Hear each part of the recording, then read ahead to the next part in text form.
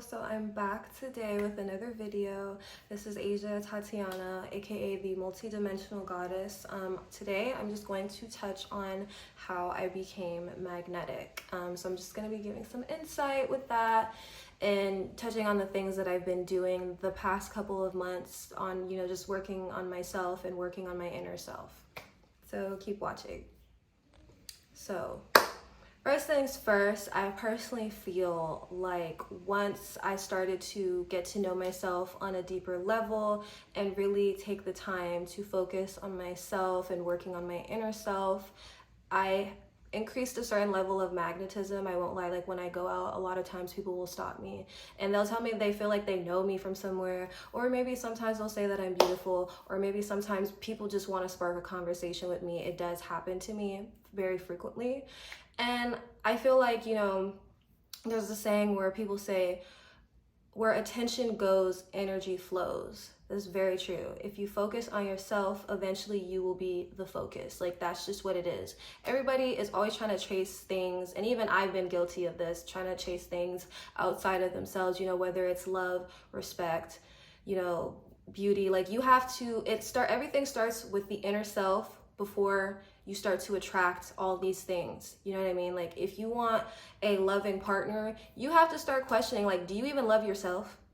You want other people to respect you? Do you respect yourself? You know what I mean? So it starts with the inner self first. If you are wanting to like raise a certain level of magnetism and be a little bit more noticed, you have to start focusing on your inner self. You have to focus on yourself more so that you can become the focus. And naturally, it just happens like that. So you have to start asking yourself a lot of questions. Like, it's really important to get to know yourself. What do you like? What you don't like? What do you value and what you don't value? And really ask yourself why you feel this way. Like, it's really important to understand yourself on a deeper level.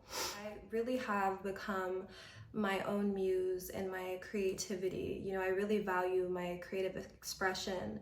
So that's what I've really been focusing on, using YouTube as like a creative outlet to come on here and share my experience and really share parts of myself to allow people to get to know me. And also, I'm an artist, so I plan on putting out music very soon. It's coming. And, I write a lot. I write my own songs. So I really use my inner self as inspiration for my art and my creativity, to where I have just become my own muse. I feel like becoming your own muse and really focusing on yourself and using yourself as an influence through your creativity, if you are also a creative, I think is a really good tool. It's what I feel has really been making me like a better version of myself, and the version of myself that I envision in my desired reality that I'm currently living in. So it may sound narcissistic to others, but I just feel like if other people focused on themselves a lot more and bettering themselves and becoming best, like the better versions of themselves, a lot of people would be happier. Like, more things would be addressed. When you focus on yourself, you start realizing certain things and you address certain patterns, unhealed trauma, limiting beliefs, and you become a naturally happier person. Like, I don't stress about anything. I'm not going outside of myself to search for love or respect or any of that, because I do all that for myself. So I know that everything that I want is on its way to me, and I don't stress about anything. I attract everything that I want. So, another thing is, I'm constantly meditating. I try my best to meditate every day. When you meditate, it allows you to close your eyes and you're looking at your thoughts. People, and even myself, we were told that like meditating is a way to like turn off your thoughts. But in actuality, you're supposed to be looking at your thoughts, and then you question like why you're thinking about these things. And it allows you to get to know yourself on a deeper level as well. And I mean, also, meditating is also just relaxing. Like, it's really good for that. I'm an overthinker, so it does help me relax. And even when I am looking at my thoughts, I get to a point where it kind of just, my thoughts kind of slow down, and I'm in a period where it's just like complete blissfulness, and it's such a good feeling. But yeah. So obviously, doing things like journaling, talking to myself. I talk to myself a lot. I'm somebody that deals with maladaptive daydreaming, so I'm always in my head. And I've just kind of embraced that part of myself where the part of myself that has always made me feel very weird, you know, very much alien. Like, I be in my room talking to myself. Sometimes I'm out and I talk to myself, and even in social, not so much in social settings, like I know how to control myself to where it's like, okay, certain places it's not appropriate to do this because people might think that you're crazy. But also, it does happen where people have caught me doing it and people think that I'm crazy. And I'm okay with that. I'm okay with people perceiving me the way that they perceive me, because it's not really any of my business. Like, I accept myself completely. I accept my flaws and the things that make me weird and the things that people may misunderstand about me. Like, it's totally fine. So, you know, doing things like spending a lot of alone time. I actually enjoy spending alone time. I've always kind of been somebody that liked being by myself because I like being in my thoughts and being in my head.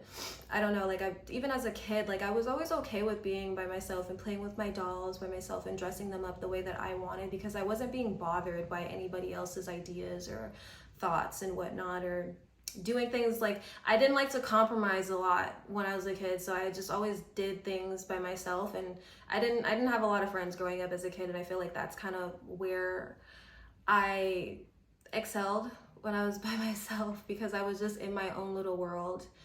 And you know, obviously when you're alone, it allows you to think about a lot of things. And when you're in that alone time, really think about the version of yourself that you want to be.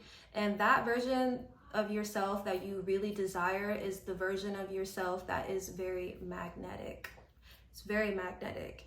You know, also doing things like taking extended social media breaks is really important to me. Like, I was a habitual doom scroller. Like, it was really bad. And this year I've really, you know, taken a step back and really have been like, okay, Asia, like, this is becoming a problem, because, you know, I'd come home from work, and I was talking about this with my girlfriend too. We'd come home from work, you know, chill, scrolling on the phone, scrolling. You know, I probably get home maybe around like 5:36. You look at the time, it's like 10 o'clock. That's insane. That's like, what, 4 or 5 hours gone? Like, that's ridiculous. Like, I could have been spending other time working on something way more important than to just be like scrolling and getting a bunch of like useless information. And also with the doom scrolling, you know, it's when you're scrolling and you're constantly receiving a bunch of new information, you're also seeing people, you know, make a lot of comments and stuff like that. And it's really easy for other people's thoughts and opinions to become your thoughts and opinions. And it's not always a bad thing, but it's a bad thing when you're over consuming that over and over and over again.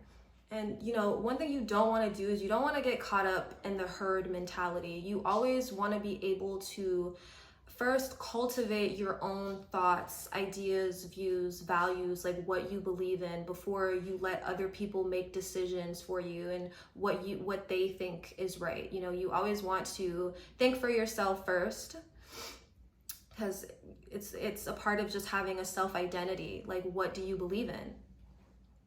And, you know, that doesn't mean you should never listen to other people's perspectives, because that's always great to see things from the other side. Maybe it can show you something new, but just always make sure to come up with your own conscious ideas and views, and don't be a people pleaser. Never do that. People pleasers never win. Nobody likes a people pleaser. The most important people in history never, you know, followed the herd. They always marched to the beat of their own drum, and you should do the same. I do the same. I try to do the same on a daily basis. And yeah, you know, in all, I became magnetic when I embraced the parts of myself that made me feel weird, the parts of myself that made me feel different, and I just put it out there and I share myself authentically, unapologetically. I can only be myself, and that's how I choose to live my life, and I hope others do the same. I've always been someone that, you know, zones out a lot. I'm always in my head. I enjoy being in my mind, because that's where I create beautiful things, and that's where I truly am the best version of myself. And I'm constantly, you know, puzzling that and bringing that into the physical, visual reality. I think that's all I have for today. let me know if you guys like this video. Please like, share, and subscribe. And yeah, you guys have a very lovely day. Mwah.